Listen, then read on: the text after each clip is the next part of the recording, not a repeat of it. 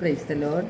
സ്നേഹമുള്ളവരെ, ഇന്ന് നാം വിചിന്തനം ചെയ്യുന്ന തിരുവചനം 2 കൊറിന്തോസ് 2-ാം അധ്യായം 11-ാം തിരുവചനമാണ്.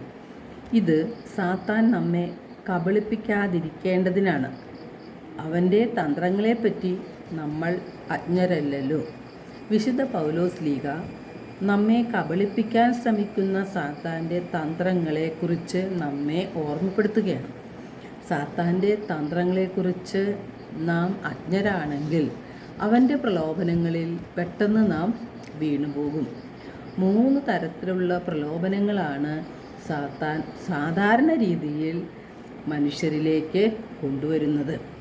അവ ഏതെല്ലാമാണെന്ന് വിശുദ്ധ യോഹന്നാൻ്റെ ലേഖനം 1-ാം ലേഖനത്തിൽ 2-ാം അധ്യായം 16-ാം തിരുവചനത്തിൽ വ്യക്തമായിട്ട് പറയുന്നുണ്ട്. ജഡത്തിൻ്റെ ദുരാശ, കണ്ണുകളുടെ ദുരാശ, ജീവിതത്തിൻ്റെ അകന്ത, ഇങ്ങനെയുള്ളതൊന്നും പിതാവിൻ്റേതല്ല, പ്രത്യുത ലോകത്തിൻ്റേതാണ്. ലോകവും അതിൻ്റെ മോഹങ്ങളും കടന്നു പോകും. അവയെല്ലാം നശ്വരങ്ങളാണ് എന്ന് നമ്മെ ഓർമ്മിപ്പിക്കുകയാണ്. നമ്മുടെ ഹൃദയത്തിൽ വെറുപ്പും വൈരാഗ്യവും വിദ്വേഷവും പ്രതികാര ചിന്തയും അഹങ്കാരവുമെല്ലാം കുത്തി നിറയ്ക്കുന്നത് സാത്താനാണ്. അവൻ്റെ കെണിയിൽ നാം അകപ്പെട്ടു പോകരുത്. അവൻ എപ്രകാരം മനുഷ്യനെ നശിപ്പിക്കണം എന്ന ചിന്തയിലാണ് ചുറ്റി നടക്കുന്നത്.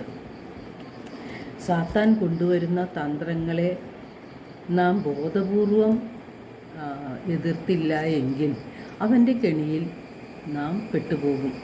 അലസത പലപ്പോഴും പ്രലോഭനങ്ങൾക്ക് അവസരം കൊടുക്കുന്നുണ്ട്.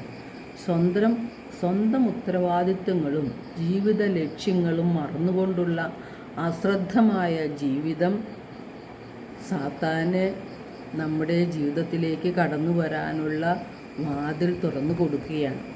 1 പത്രോസ് 5:8 തിരുവചനം പറയുന്നുണ്ട്, നിങ്ങളുടെ ശത്രുവായ പിശാച് അലറുന്ന സിംഹത്തെ പോലെ ആരെ വിഴുങ്ങണമെന്ന് അന്വേഷിച്ചുകൊണ്ട് ചുറ്റി നടക്കുന്നു.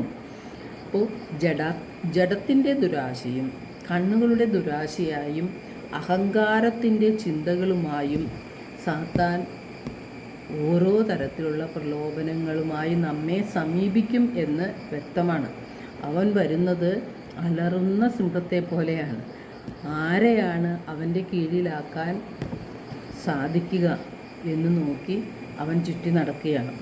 ദൈവം നമ്മുടെ ഉള്ളിൽ ഉള്ളപ്പോൾ നമുക്ക് ശക്തി പ്രാപിക്കാൻ കഴിയും, ഉണർവുണ്ടാവും, അലസത വിട്ടുപോകും.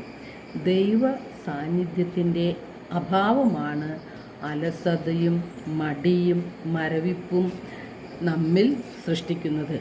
നല്ല ചിന്തകളും നല്ല മനോഭാവങ്ങളും നല്ല പ്രവൃത്തികളും നമുക്ക്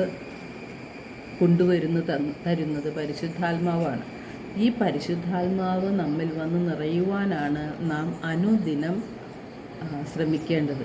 പരിശുദ്ധാത്മാവിൻ്റെ ശക്തി നമ്മളിലേക്ക് വരുമ്പോൾ പരിശുദ്ധാത്മാവ് നിയന്ത്രിക്കുന്ന ഒരു ജീവിതമായി മാറും. പ്രലോഭനങ്ങളിൽ നിന്ന് അകന്ന് ജീവിക്കുവാനും അത് നമ്മെ സഹായിക്കും.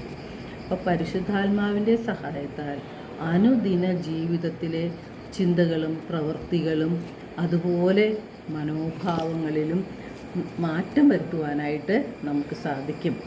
നാം ദൈവത്തോട് ചേർന്ന് നിൽക്കുമ്പോൾ ദൈവം നമ്മോടും ചേർന്ന് നിൽക്കും. സാത്താൻ ഓടി അകന്നുകൊള്ളും. അവൻ്റെ പ്രലോഭനങ്ങളും പെട്ടെന്ന് നശിച്ചു പോകും. എല്ലാവർക്കും നല്ലൊരു ദിനം ആശംസിക്കുന്നു. ദൈവം നമ്മെ ഓരോരുത്തരെയും സമൃദ്ധമായി അനുഗ്രഹിക്കട്ടെ.